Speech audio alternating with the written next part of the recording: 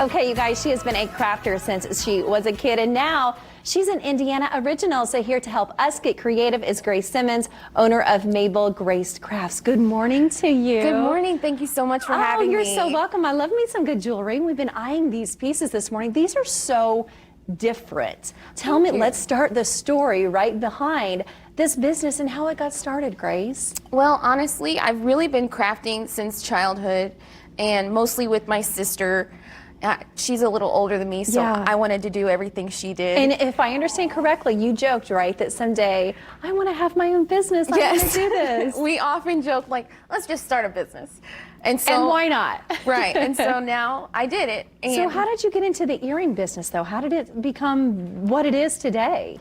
Well, I started with polymer clay, so this particular medium about a year ago, but I've always been into making jewelry. Okay. I did some in high school and college, and this is just really, it's so different, and you can do so much with it.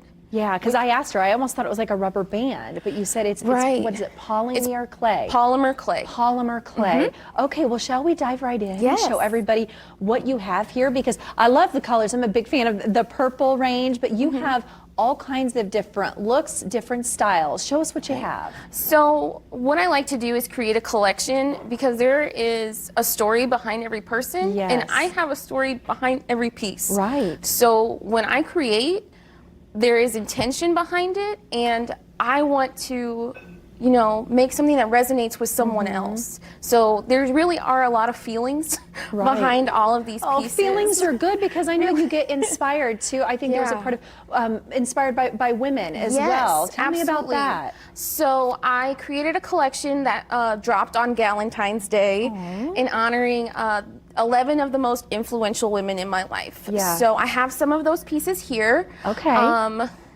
This piece right here. Okay, we'll have come back out to camera if we can. I know these are hard to see. This is a pretty light blue. I love that. So it's a really light blue. It's almost see-through. I can take it back off. Almost see-through. So there's a lot of different things you can do. Like they're see-through. You can do semi-see-through, and this has a raised texture to it. So this was after my mother-in-law, Debbie. Okay. So this is the Debbie. So oh, the Debbie. Yes. And I love that. These right here, since we already talked about her. Oh, look at those These are the Katie. So this is my sister. Okay. She is her own person, and she doesn't hide from anybody, and she's just loud and exciting and vibrant. And so I wanted to make an earring that embodied that. So that's really what the Influential Women series was about. I'm wondering in my mind, what would be the Amber, the Anessa, right? I'll have to think about that a little bit, but I'm loving the purples. This is one of my favorites right here. What's this one? So that is actually, I would have to say, part of my favorite collection. That's the Imagination Teardrop. And those are faux pearl earring, or faux pearls that I put in the middle. So I made that. That's actually clay. This is clay. Can I bring this up? You guys, how long, I want to make sure I go to the right camera, how long does this take to make something like this? Well, once I figured out exactly what I needed to do, I'll bring it back, guys. That's problem solve and get rid of some tweaks. Those took about 45 minutes without the bake time. Okay. So just like regular clay has to cook in a kiln, the great thing about polymer clay is that it can cook in an oven. Oh, neat. So it still has to cure, but it's a lot more accessible. Okay.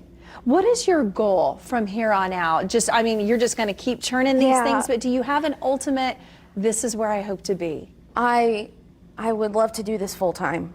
I would. Isn't that every local business owner's dream, right? Yes, I want to put my art out in the world, have people appreciate it, and be able to allow that to let me make a living and support my family. That's the best thing there is. And of course, we want to know, people out there watching, where can we get these? Where can we support you? Where can we buy a pair that might remind us of ourselves or a friend in our life?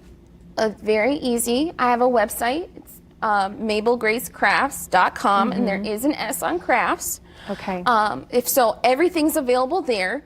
But if you'd like to shop locally, I do have pieces at Mercantile 37 in Noblesville. Even better. Well, Grace, this has been such a pleasure. Thank you so much. I love the designs. I love it all, but I love the fact that there's a story behind every piece as well. We appreciate you so much.